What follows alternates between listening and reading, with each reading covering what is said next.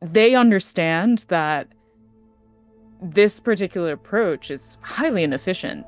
And they're often baffled by, I mean, like you're baffled by why this became the dominant approach. They are scraping these massive data sets off the internet and not doing much curation or cleaning or data preparation at all. This is not necessary. It is a explicit downstream consequence of the approach that OpenAI took of scraping the whole internet and using polluted data sets. There have been plenty of research studies that have shown that you can instead curate your data upstream by crafting data sets that are meant for whatever AI system that you're trying to build. All of the things that these Silicon Valley executives say is theoretical. There's no grounded truth that the things that they say are attached to. And journalism is the antidote to that, in that we are the ones that are providing that grounded reality. When people are just talking in theoreticals and not actually looking at the way that people actually live their lives and technologies or policies actually affect them, that is when the powerful can just do whatever they want. Anyone who's watching this, regardless of what you do, you can be part of that. You can play an active role in revealing that truth and platforming the truth.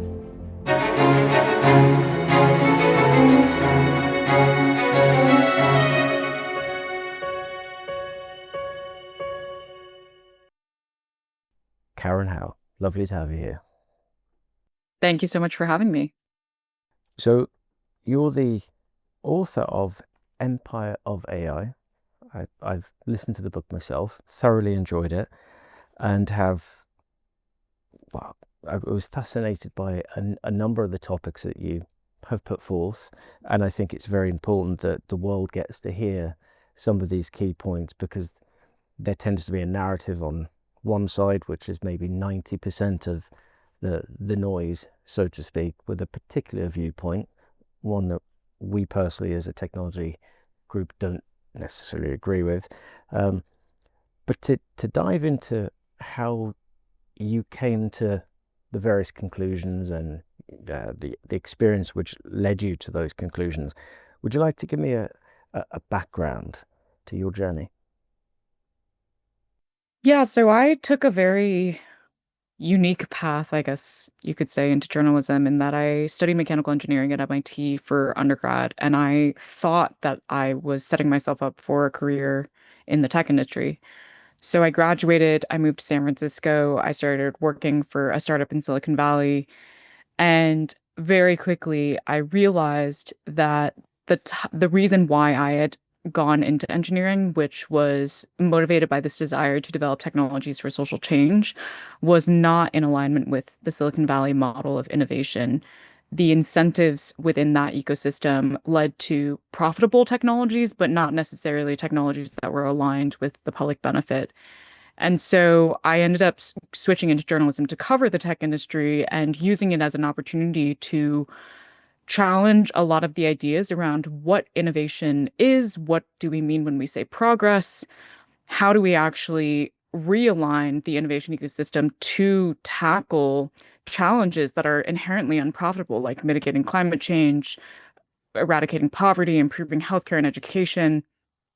And through that journey, started very quickly specializing in AI, and originally spent a lot of time just covering the research breakthroughs that were happening in the AI field, and then quickly started looking at the way that AI was impacting society through its rapid commercialization. And so I very much approach my journalism through this kind of lens of trying to connect both the way that technology is made, the culture in which it's made, the technical aspects or the technical decisions that people make when they are doing so, and how that then has ripple effects on people around the world who then experience the technology either as users or as people having the technology used on them. I mean, that's a fascinating access and way to understand what's happening, or how things have come about, in the sense that, I mean, it makes me think of the original days of Microsoft and Apple, and a fundamental approach to how you think about innovating and how you think about technology. And if we looked at the two different sides, one, we've created something which is very powerful, very useful, and then the world has to figure out how to make it work. It seems to me that's kind of where we're at. Whereas the when Steve Jobs came back to Apple, the approach was different in how can we make how can we create technology and innovate in a way which complements how people live and the values that they have. So obviously the aesthetics became a part of it, but looking at the way humans actually live. So instead of trying to fit something into a box and go, because it's a great thing, change how you all operate, the iterative sort of change of, well, we can improve your life, make it better. Also the fact that they were from the creative industries, as a case study, they're two very different trajectories, which I think has led to something today. And it's something that I always think about. Microsoft were very much a business organization. So business products, enterprise, and having been involved in enterprise deals, there were rules which were put into place. So security at the core. If you wanted to deploy a technology across massive organizations, obviously here we have the GDPR, and across Europe, there's very dull standards like ISO 27001. There are processes put into place. It seems there has been an adoption due to the kind of the large language model, the GPT models, that all of the rules have been forgotten. And you can't help but question the ethical nature, which is there something deeper to this? Is it just a crazy theory that we've put a label on it, and this huge push for a technology has bypassed all of the concerns that we would typically have in adopting, and not only business, from a personal life perspective, that we've seen an erosion of our personal privacy with social media platforms. We've seen that many social media platforms have effectively become data capture systems to then subsequently train models. I mean, 20 years ago, you wouldn't give away all of your personal information, show everything about your family. The level of intrusion, which is now part of accepted everyday life, that there's kind of a crossover between. I mean, what's your take on that? Because even with the subtitle of your book, Inside the Reckless Race for Total Domination, there are more points to connect here than perhaps meet the eye with the way AI is being marketed with the large players which you've had experience with. Yeah, I think that I have been saying that in order to understand the way that is being developed today, it is not just a business story. It's not just about the money. It is also a story of ideology and power. And the ideology component is, I think, the one that is most often missed in people's public understanding of how this technology is being built. And what I mean by ideology is that there is a quasi-religious belief that has developed within Silicon Valley around what AI is, why we should build it, and what it will bring us. And very much the people who are driving forward the advancements in AI today are rooted in what I call the AGI religion, this belief that it is fundamentally possible to recreate human intelligence that is going to have civilizationally transformative impact, and therefore any cost of doing that doesn't really matter because this is the ultimate goal that we need to achieve as a species. It, it's fascinating again, these points that you make with the comparison against a religion. I mean, obviously you called this development kind of phase as an empire. or the Yeah. component parts as an empire. I mean, with a background in music, understanding artist development, understanding if you looked at the reality of what makes a globally successful artist successful, yes, music is a component, and AI could create plausible, great music potentially. But people fall in love with the character. They fall in love with the individual. They fall in love with the backstory, the thing, the essence of what makes human success is, and that's aside from commercial success, but commercial success in certain sectors is a net result of a successful individual with the story, the character, the personality, the relationship. I mean, you can't really put AI on stage and have that intimate connection, whether it's a small Yeah. venue or a large venue. And if you look at the amount of people worldwide with all of the expertise, the subject matter expertise, and education is a good one, sport, all of the things that we love. If you drill down onto the individuals making the decisions, which you've just referred to, how much life experience do they actually have in the wide world? I mean, I've literally personally lived in, with the films I've done, lived in refugee camps in Sudan and Iraq. I've seen many different aspects, and humanity worldwide is far more similar and far more human than these these individuals with a very narrow view of reality are, are, are probably capable of imagining and thinking what the practical sort of applicability within the real world internationally would be. So I noticed you interviewed around 260 people. Would you say that they're representative of what you've experienced across the world, or are they very siloed within their way of thinking? And do they have the right to tell the rest of the world, well, this is what you should be thinking, this is how you should be living?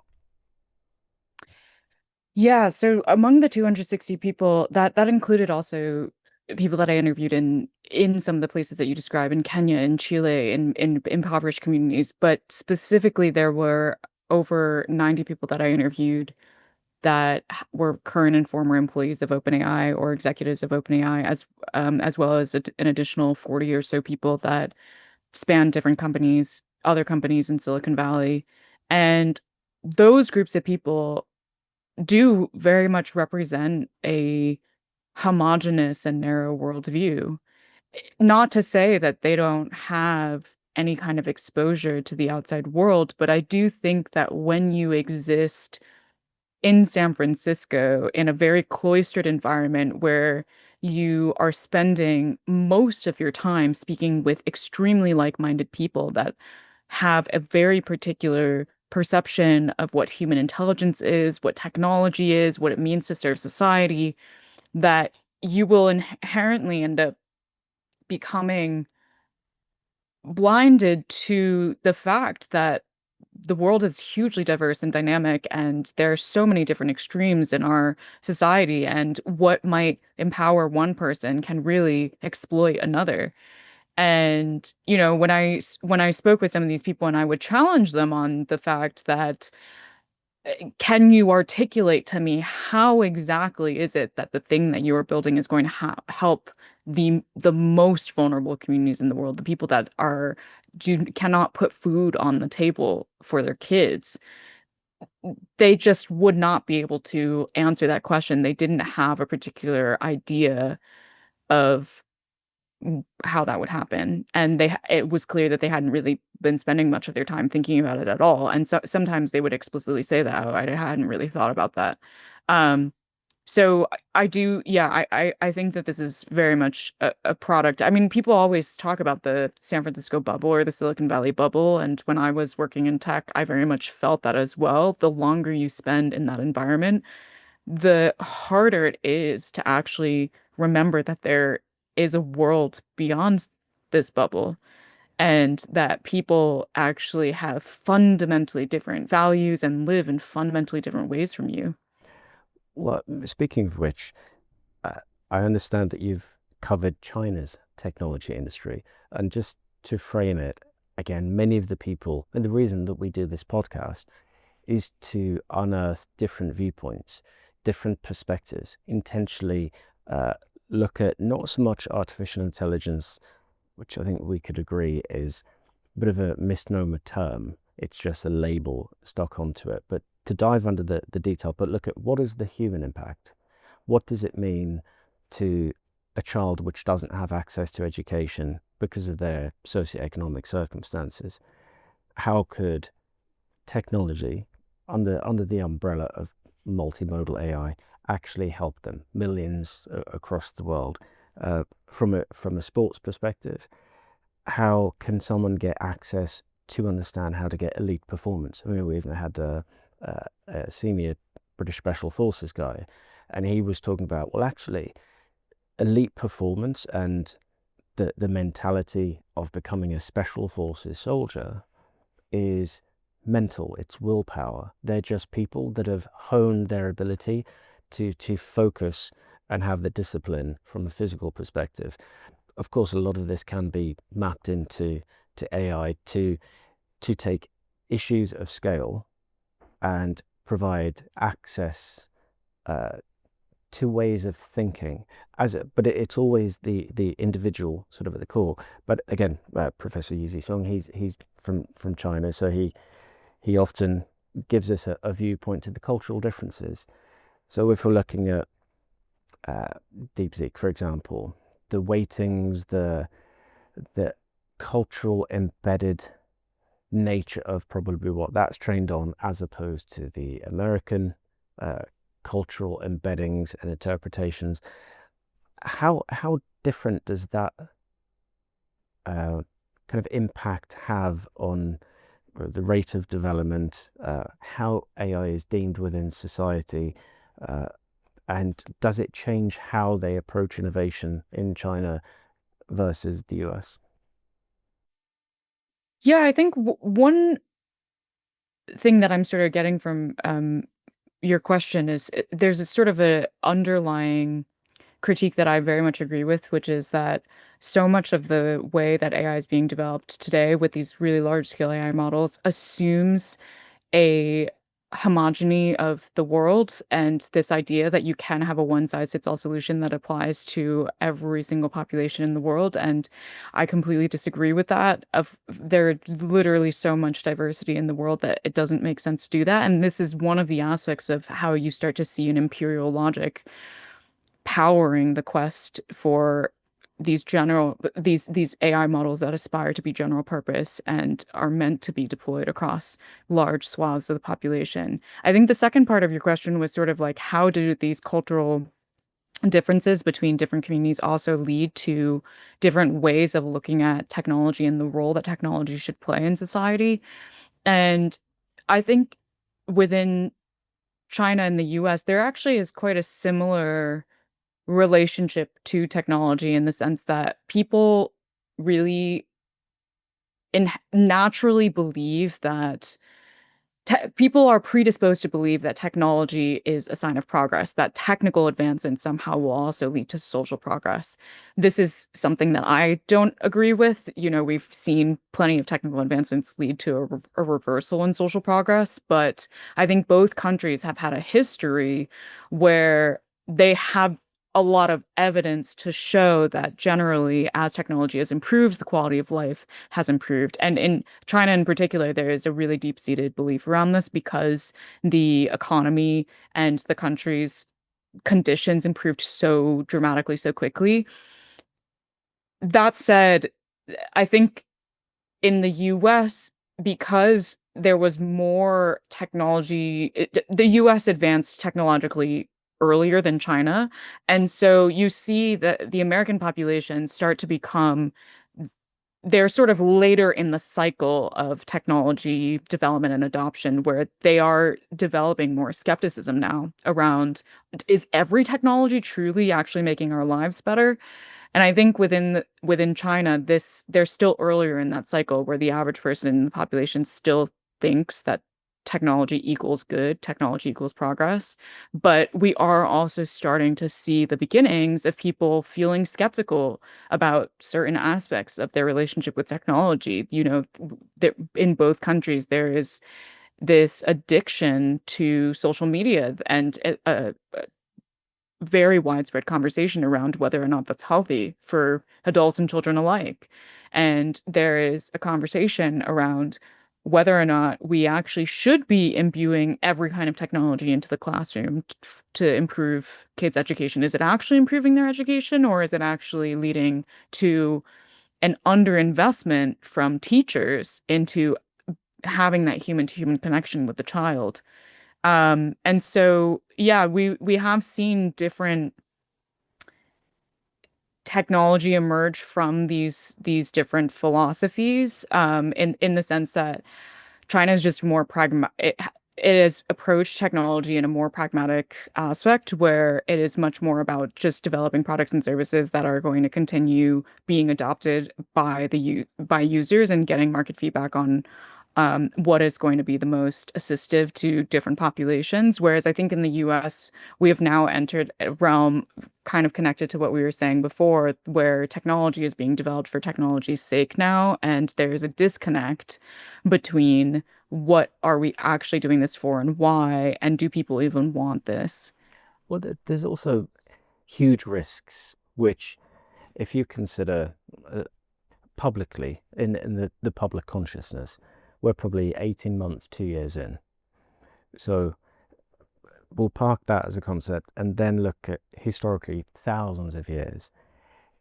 The empire concept that the more convenient things get, through the advancement of technology, it has a very negative impact, which can lead to a kind of very narcissistic approach to life. The influencer idea, virtue signaling, a lack of deep appreciation, emotional disconnection. But I think this particular circumstance within the last 18 months, we're already beginning to see that if you have a question and you have an answer, it's a very simple concept. The value was not in the answer. The value is in how you reach the answer. The learning element was failing several times. It was being challenged. Now, with the likes of ChatGPT and similar technologies, to be sold on the basis it's going to make your life so much easier to go straight from the question to the answer, it raises the issue of people ending up with the Dunning-Kruger syndrome, where they will swear blind. They have all this knowledge, but they don't know why. Equally, if you can't understand the rationale in thinking, so effectively the death of critical thinking, you end up in a position where you have kind of useful idiots, which I think is a technical term in a few industries. But if that's the adoption of technology and that's the adoption of relationships, it can have a monumentally damaging impact on society across the world. I mean, everything convenience. Fast food, yes, it's convenient. How long was it before we realized perhaps fast food isn't healthy? Using obviously highly inefficient technologies, well, what's the cost? So you go question to answer straight away. It makes people lazy, and the cost behind the scene, the energy cost, the data center cost, the water issue, particularly. I mean, I believe Europe is in 40% drought. There are huge consequential elements here, and even if you consider the rate at which, again, however people come to the conclusion of why the climate is changing, the evidence shows it is. And one of the worst factors, and again, why we speak to so many people, if you look at terrorism is fundamentally fueled by making people hungry and disillusioned. And if you look at the desertification of certain areas through the lack of water, it creates a hugely damaging impact. And the key place where people are radicalized tends to be in internally displaced persons camps. So across the world, as there's more climatological issues, there is a direct impact, even in Spain. You've got the adoption of all of these particularly key components, leading to young people saying, well, I'm not going to have the family legacy of being on a farm. There's no point. There's no money. You can't grow anything. So it's driving people towards the cities. I mean, it sounds actually like many of these kind of dystopian films, but this is happening. And the rate at which a lot of these negative things are happening can easily be attributed. And I believe in 10 years' time, we'll look back and say, what were we doing? I mean, even how can we educate? If it took years to educate people to educate others, how can we truly be educating anything about the impacts of AI now? Because not enough time has passed. I mean, just simple math, looking at all of these particular factors, it doesn't add up to anything very good. And I think the loss of valuing trust and truth is critical here as well. Yeah, I think in general there is this misunderstanding that technical solutions will solve social problems, when in fact what actually happens is technology just enhances social problems if you don't actually resolve the root of the issue. We cannot just improve educational outcomes among kids by handing them a bunch of AI tools. You ultimately need really a lot of investment from their teachers to help the kids learn how to use the tools in ways that enhance their critical thinking and enhance their curiosity and make them feel really supported and make them feel like they are believed in and to give them confidence. And ultimately, what actually happens when oftentimes when technology advances, suddenly an AI tool can do something, it actually becomes an excuse for people to invest less in the ultimate root issue. And it's the same thing with climate change, like all of this rhetoric around AI being able to solve climate change. What type of AI are we talking about? And because there are certain types of AI that absolutely can help tackle this climate issue, but only if it's well financed, if we're studying it correctly, if we're deploying it, and there's political will to then advance the solutions that are related to AI for climate mitigation. But what actually happens is AI now becomes a cover for a lack of investment in all of these solutions because AI is going to solve everything once it advances further. And AI, the production of AI itself is now accelerating climate. And this goes back to, an observation that was made very, very early on in the AI discipline by Joseph Weizenbaum, the MIT professor who was the inventor of the first chatbot, Eliza, when he wrote his large tome, Computer Power and Human Reasoning. One of his fundamental critiques of the quest to try and recreate human intelligence in AI rather than to just create technologies that complement human strengths by focusing on the things that humans are weak at. He said inherently we end up in a place where ultimately people ascribe AI too much agency and humans too little. And then people in power, the politicians and the business executives, can actually just use these automated systems to do whatever they want as an extension of their will, but absolve themselves of the responsibility that of all the decisions that they actually made, all the values that they actually encoded into these systems, all the ways that they actually exacerbated the challenges that society is facing. Yeah, and I part of my work as a journalist has been constantly to try and illuminate the fact that technology it has to be complementary and nothing about technology is ever inevitable. It is always a product of human choices, and so we need to actively decide always to build technologies that assist and enhance rather than simply automate and replace and become that cover for a complete total lack of investment in social and political progress instead.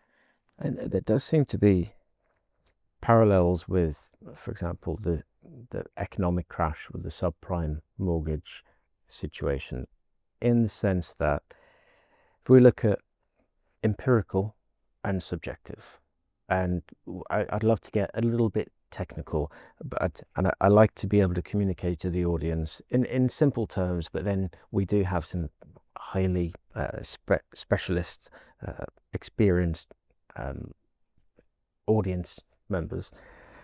So empirical being in this term the concept of uh, we observe. So mathematical, if I said to you, it's hot, well, that's subjective, and we can say, what would the empirical nature be? Now, if we're in Iceland, the empirical nature, well, the empirical nature is going to be a recording. If we're in Sudan, let's say 43 degrees centigrade, Iceland 22, both could consider it hot. So it's very subjective, and the moment that you put something through a transformer, you're losing the right to consider any empirical nature. It's moved into the subjective because you've lost that trust and truth. It could statistically be probable, but you've changed form into effectively language with a large language model using a transformer. And it can be plausible, but so much of the future of artificial intelligence can be massively more efficient on the basis of another simplistic sort of concept. If we're looking at the answer and we've put huge amounts of data into a big pot and we're trying to figure out what did we put in there and what's the question. Obviously, you need to do massive amounts of training. There's a huge amount of costs. But if as you pull data in, you haven't lost the empirical nature of it, then there's not so much the need to understand what you've got because you've already got it. So again, in your book, and I've heard in interviews, we passionately believe that you can create much more powerful outcomes at 0.01% of the energy use by sorting the foundational basis to understand. You can still use incredible scale from a data perspective, but you don't need incredible scale of energy usage, GPU compute. It's almost like a lazy problem, and we've been told, but this is the only way. So we need all this. And of course, if you did then look at, well, who's got what contracts to build particular data centers, who stands to gain? Don't ask questions, silly little people. It's beyond you. They're kind of hoodwinking, so to speak. So you align it all up, it becomes more obvious and less plausible. And I think more time goes on, we'll look at it and say, well, let's look at what AI is. Of course, it's just a silly term. Let's get into the detail, and if you could explain, again, things you've mentioned in your book, what are the actual processes? Does it need to be that way? Is what we're being told the only way? I mean, we know it's not, but if you could elaborate, that would be fantastic. Yeah, I mean, definitely these large scale big data, big compute systems that are being used to train generative AI systems right now are absolutely not, it's not necessary to use that much computational resources. And what's so interesting is when I was covering AI research before ChatGPT came out, it really felt like, I don't know if you agree with this, it really felt like the research field and the industry was trending in the exact opposite direction.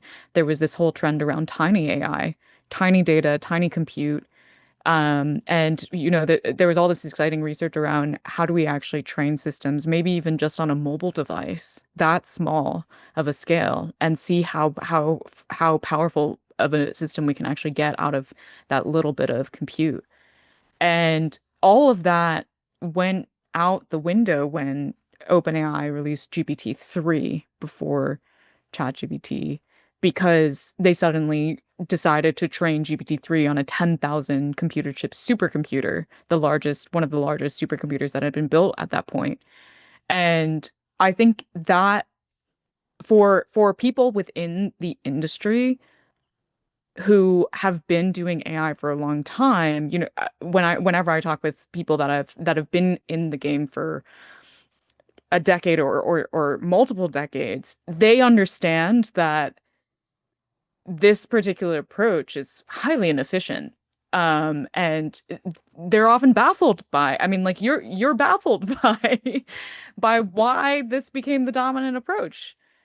But for people who in the public or policymakers, that only became really aware of AI being an actual real technology that is affecting their lives post ChatGPT, that is their starting point. They just think that these massive supercomputers are table stakes.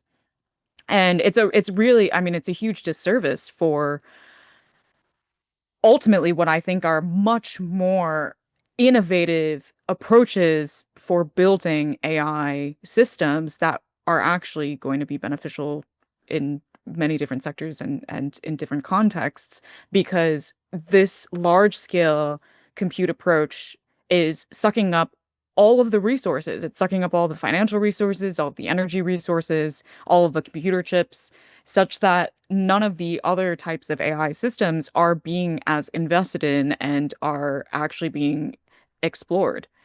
It is very dangerous, though, for the large companies to have taken that approach. But effectively, if we remove the word AI, it's the same companies. This is an evolution of that position, probably over the last 3 decades, maybe four, but especially in the last two. So it's an iterative rebranding. I mean, even if you look at expert systems, we had a professor who was doing generative AI in 1978. Um, uh, the first kind of basic versions of it in and around children's behavior and creative writing. The the whole initial AI world, going back to the old Star Wars program, I mean, the expert systems, effectively, people got scared because it could take over the world. Films like Terminator. I mean, we kind of laugh about it now, but if you look at things in context, it made a lot of sense, and they needed to get rid of the term, rebrand it, but that's now the credit rating systems. So there are effectively technologies which have evolved from that, which are extremely powerful. And if you look at the key players, without necessarily naming names, those who understand technology can conclude and understand what the actual evolution is. I think at this point, the massive push on AI as a term has now passed the Rubicon, and it's big enough and it's deep enough in the penetration into the world's effectively psyche and within everyday use now. It's too late. So any fears? It's really a net result of probably social media, to the point there's enough apathy. People know things are wrong. People know things are bad, and they don't really care. They're like the personal will of, well, what can I do? It's almost, again, it goes very much back to the kind of empire. If you're up against the empire, what chance do you stand? But the danger is, and it's the same with music. I mean, I always think great music doesn't happen when there's low interest rates. People say, what's that got to do with anything? Well, when there are low interest rates across the world, the bottom 40% of society feel like they're included and they can get things in 0% finance, a new car, the big TV. They feel they're part of it. So actually, there's not a really dramatic problem as such. But the second interest rates go up, the bottom 40% start to feel the pain. They can't afford their mortgages. They can't get the new cars. They can't get access to all of these things. And if you imagine that, I've mentioned on the podcast before, people like Bob Marley. Do you think Bob Marley would have been successful if he was singing about everything's fine, it's all good? No, um, you need something to fight against. And music, great music historically, and you think of the Vietnam War, you think of all the really powerful misjustices. Good music is an emotional response to that. Where we've had it good for a while, everything's kind of just got a bit flat. So we've a huge global artist, I mean, in the last 10 years, to the huge levels. You could maybe say Ed Sheeran, but he was before 10 years ago. Adele before 10 years ago. Eminem before 10 years ago. There's been none.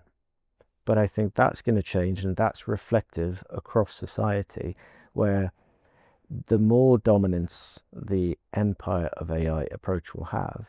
I mean, the technologies you're talking about, I've literally seen in this room, from some of the deep researchers we work with, something as powerful as DALI powered on a single laptop with more capabilities. Uh, LLMs, which don't require massive data centers and huge amounts of training. It is entirely possible. And when people realize that, and what's the net benefit of having it on your own device and your own laptop? Well, that means you get real time because it's there. You don't need to go off to a server, wait for it to come back, so you get a better experience. But fundamentally, the data doesn't leave. So actually, what people don't realize, every time you're prompting something, it's actually you're being prompted. Give 80% of the result back. Oh, what I meant was, and what I meant was, and as you iterate, you're actually losing your knowledge and your expertise. It's being drawn out of you, and all of that data is seeping out. I mean, they're fantastic at pulling vast amounts of information from you. And when people begin to realize that, then there will be an appetite, because people will think, I don't want to keep giving everything away. Well, that technology is there, but of course that technology wouldn't make commercial sense for the people who have spent hundreds of billions on data centers and who are no longer receiving all that information. So I think we can probably break it down into a much more binary, simplistic form, and who stands to benefit from one approach to the other. It becomes more obvious. I mean, I'm making it very simplistic, but I'd love to hear as well, within that model, which to us doesn't make sense, what's the real world implications for training a model and labeling? Again, simple concepts that a lot of people wouldn't be aware of. Yeah, well, when you take the type of approach that OpenAI did, where they are scraping these massive data sets off the internet and not doing much curation or cleaning or data preparation at all, you end up with needing to do content moderation on the models that come out after they're trained on this polluted data. And when OpenAI was thinking about this problem, they decided to do content moderation in part because they were moving from a fundamental AI research lab to a commercial operation where they now needed to put large language models in the hands of millions of users. And they thought, okay, if we don't do content moderation, it's going to start spewing all these crazy things at our users, and that's going to be really unpopular and potentially bad PR. And for the work so what they had to do was then they went and contracted these content moderators. They ended up going to a firm in Kenya, or they went to a firm that is based in San Francisco but had operations in Kenya, and they ended up asking these Kenyan workers to help them build a content moderation filter. These workers, I ended up going to Kenya to meet them. They ended up suffering very similar effects to content moderators in the social media era. They became deeply traumatized by their work.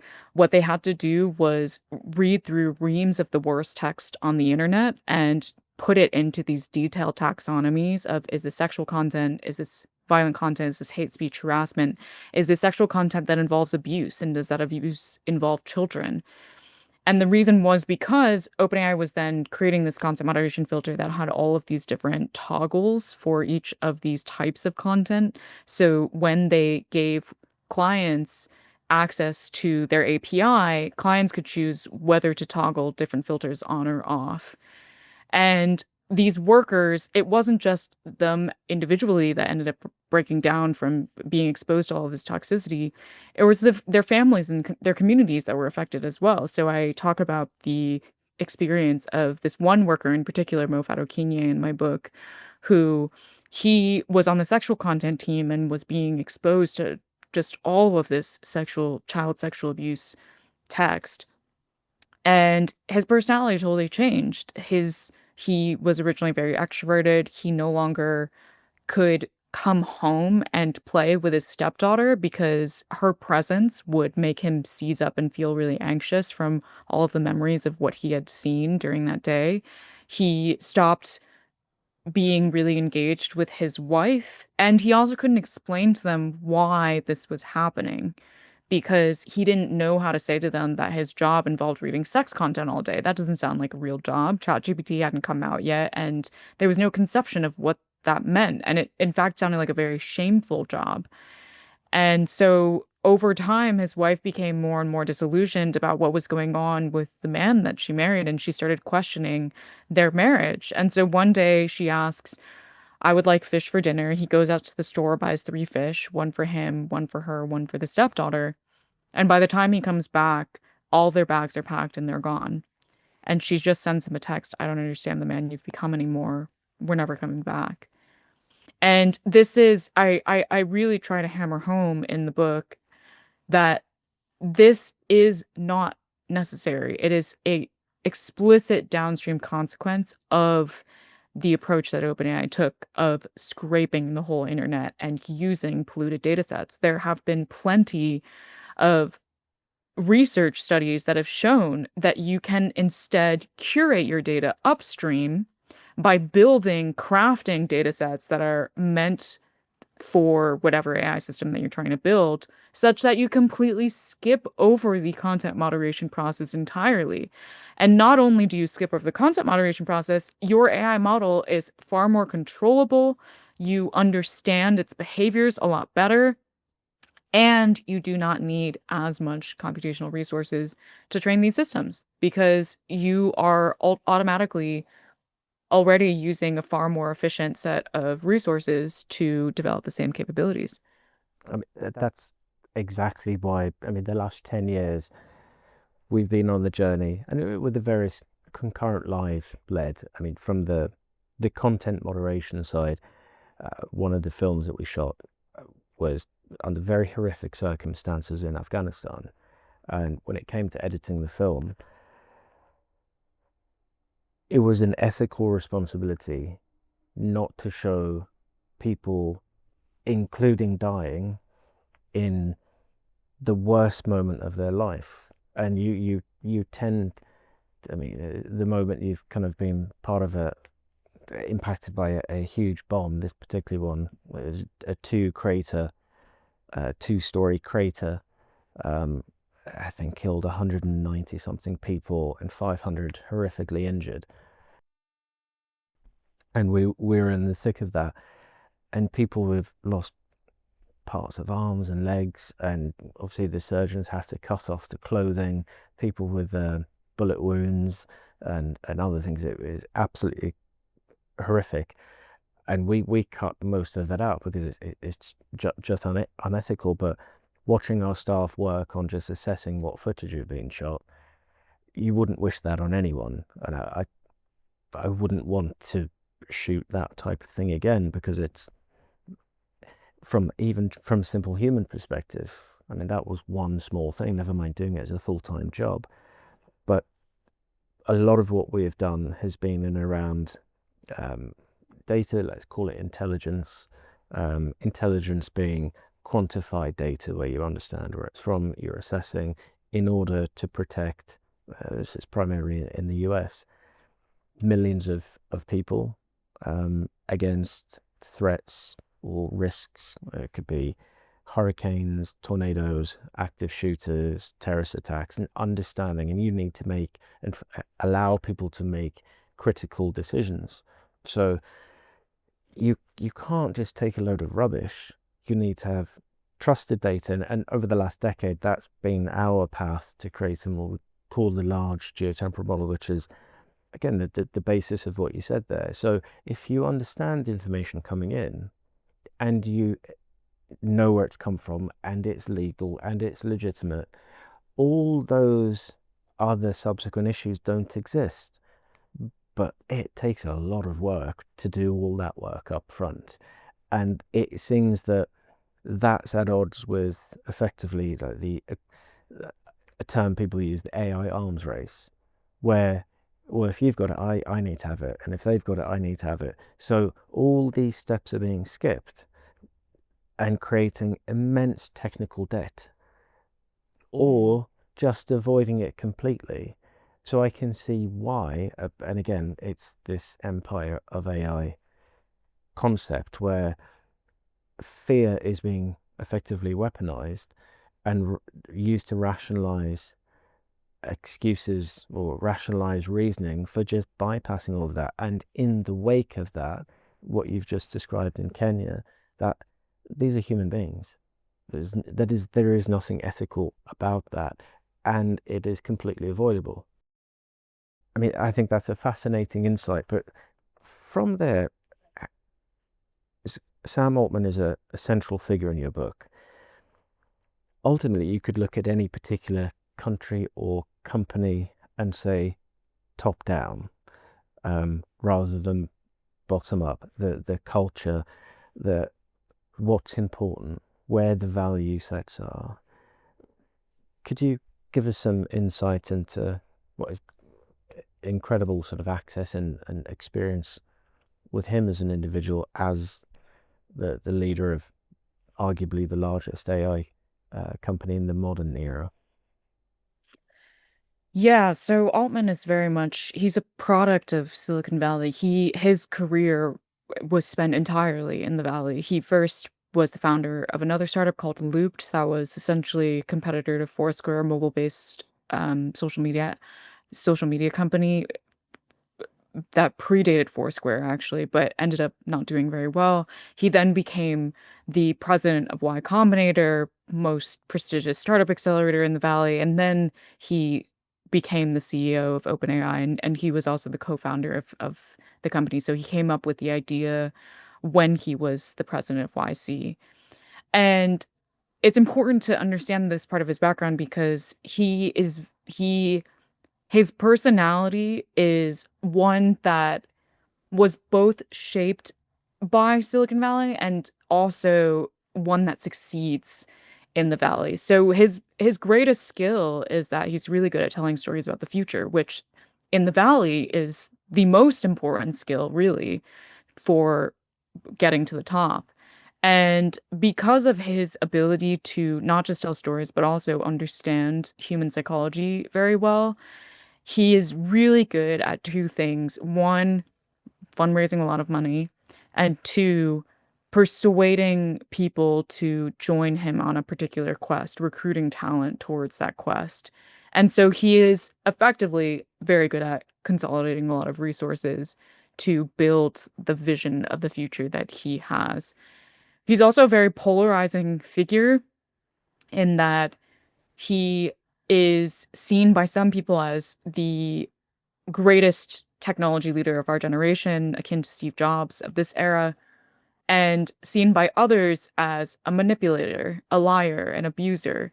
And what I realized through reporting the book and interviewing a lot of people who had different perspectives about him was that it really came down to what they saw as their vision for the future. If you have an alignment with Altman's vision, this if you agree with the idea of blitzscaling AI models and you agree with this kind of hegemonic approach to AI development, then he's a phenomenal asset to achieving this shared vision that you both have. And therefore, all of his persuasive abilities, his storytelling abilities, his fundraising and recruiting abilities are things that you love, you see as just the perfect um, strengths to have on your side.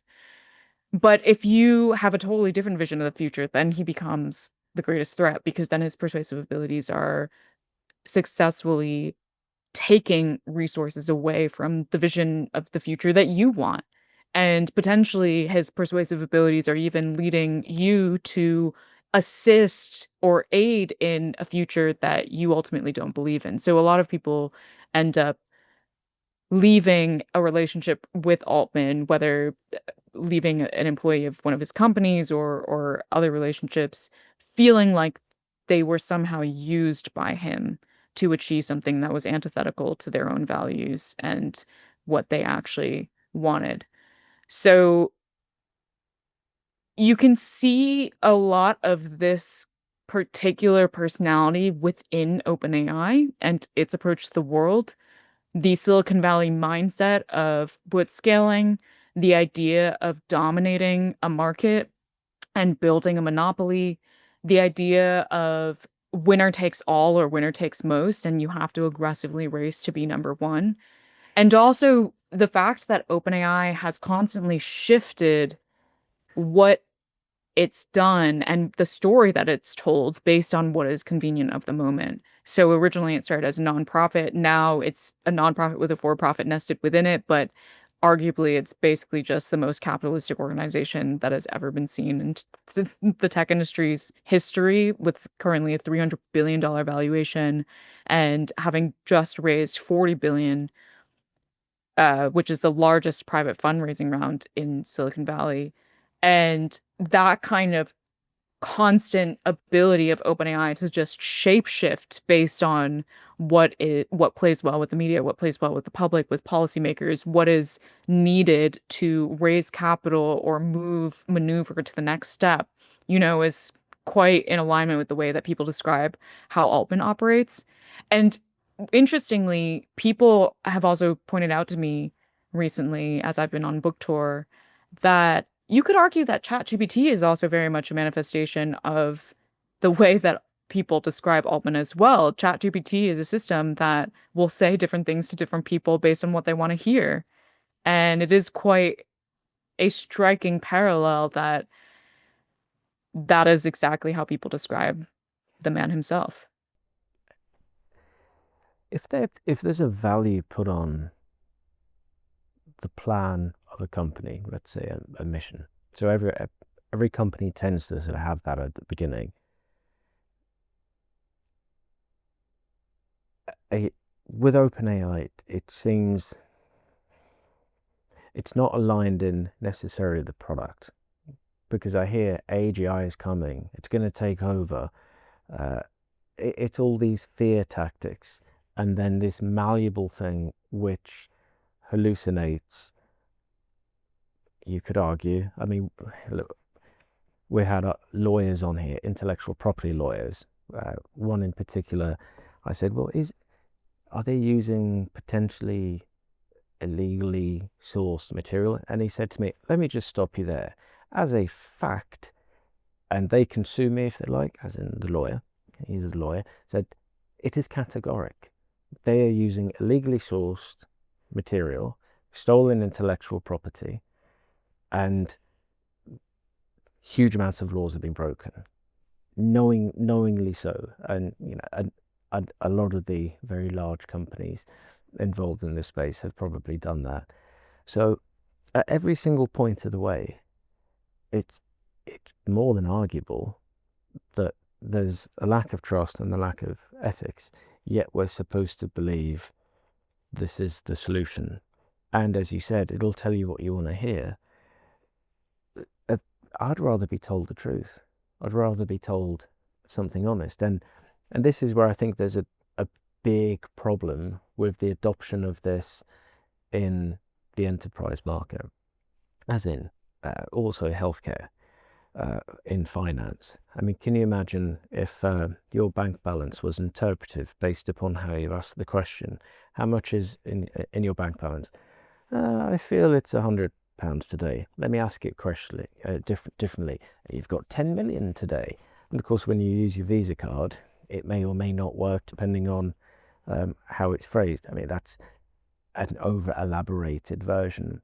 But as soon as we put things that we genuinely care about getting right into the context, it gets very scary very quickly. And how's your health? What's your readings? Well, let's interpret. I mean, there has to be a world that we live in, described by the laws of physics, which is empirical and not subjective. And if you want to know the truth about something, then you should be able to explore what the facts are. Of course, come to your own conclusions. But it does seem a little crazy that we're moving into this mass adoption of a dystopian, interpretable world and conveniently ignoring the things that we just don't want to hear because it might not look nice. So Yeah, it is. It is very, very alarming to think about the fact that I've been thinking a lot about how not just AI, just so many trends in the world right now are leading to the end of certainty. You know, there are yes, multiple wars now, there climate change is continuing to accelerate. There's all of these different political leaders that people feel are absolutely not acting in their best interest, even though they're technically leaders of democratic governments. And we now have this technology that is becoming the infrastructure of the internet, and it's a probabilistic technology that says a bunch of BS all the time. yeah. It's like at every level of society, there's just no more certainty, no more truth, no more things to grasp onto. Well, one of the key aspects there, and I think we've seen this as a kind of a creep happening, which I think what you're doing is very, very important for, is journalism. That the polarization of, well, there's this side, there's this side. This publication is going to give you that opinion. That publication is going to give you that opinion. And the fact that people have moved towards positive or well, narrative reinforcement. I wouldn't say it's positive. I mean, if you take away views and opinions, it's opinion reinforcement. So people are getting categorized, and there has to be something within journalism and the media. I think it's absolutely critical that, again, the job that you're doing, evidence based, ask the questions, critical thinking, that has to be a foundation that people look at and say, well, my opinion is subject to change based on the evidence. So, how do you think the future of journalism will play a fundamental role, potentially across the whole of society and AI? Well, one the thing that I tell journalists, and I also hear from people time and time again, specifically when it comes to covering AI, which I think then just applies to anything, is in or so much of the hype around AI is in part because all of the things that these Silicon Valley executives say is theoretical. There's no grounded truth that the things that they say are attached to. And journalism is the antidote to that, in that we are the ones that are providing that grounded reality. And when that reality is challenging what they're saying in the hype, that is when you can then deflate the hype and start to unpack and cut through that hype. But because until people really understand what is happening in the real world and how this technology actually works, what its limitations are, how it might end up doing things in opposition to the stated goals or mission of these organizations, you cannot actually evaluate, whether or not what they're saying is correct or not. And so I think this is for any kind of sector, whether it's AI or not, this is generally the challenge that we face, is that in order to better understand how we need to move forward as a society, how we should better our politics, better our environment, better our education, our healthcare, our human rights record, everything, we need to first know the ground truth and then move from there. And when we're only ever talking in theoreticals, this doesn't just happen in the Valley now, it also happens in our politics all around the world, in the UK and the US. When people are just talking in theoreticals and not actually looking at the way that people actually live their lives and technologies or policies actually affect them, that is when the powerful can just do whatever they want. And people's lives get worse off because there is no there behind what the actions are that are being taken at the top. And yeah, and I actually don't think it's just the work of journalists that is the antidote to this. I think it's the work of researchers, of scientists, of community leaders, grassroots organizers, teachers, educators. There are so many different disciplines that are doing the critical work of excavating and revealing the reality, of revealing the truth. And we just need more people to do that. And honestly, anyone who's watching this, regardless of what you do, you can be part of that. You can play an active role in revealing that truth and platforming the truth so that ultimately all of these things that at the top spew that are not grounded in that truth can be deflated. Well, I think you've just described their personal choice, and we all have it. And despite being, I don't know, hoodwinked into thinking, be quiet, little people, and do as you're told, step into line, and also to be distracted. Oh, look over there, isn't that fun? I think people are now getting wise to it. And the one thing which cannot be quashed ever is the inquisitive mindset. And whilst many people may, for a period of time, be quite sort of distracted enough, people get bored of the boredom and they start to get inquisitive again. And if they can be inspired to ask questions and not take everything as said, we can look around at everything, at every industry, every sector, everything that we read. I mean, if you look at the news, it's really just a bad news death list. So go, that bad thing happened, that bad thing happened. It's, people are getting bored of that, and they want to know, well, how do things actually work? I mean, Einstein started with looking at a compass and just thinking, why does this little thing go round and always end up in the same place? What's that invisible force? Richard Feynman, with his inquisitive mindset of the simplest, fun little things, leads to all manner of things. Him discovering the O-ring being the problem and demonstrating it by putting it into a glass with ice in it. Understanding how to split the atom as part of the Manhattan Project is his contribution there. But playing with ideas and challenging things, saying, okay, I can see that's the case, but why? What's happening behind the hood? And it doesn't take too much these days, if you do question things, to realize actually things don't stack up and I'm not believing the hype. Well, if that's the case, what direction is there? What's the other choice? What's the human choice?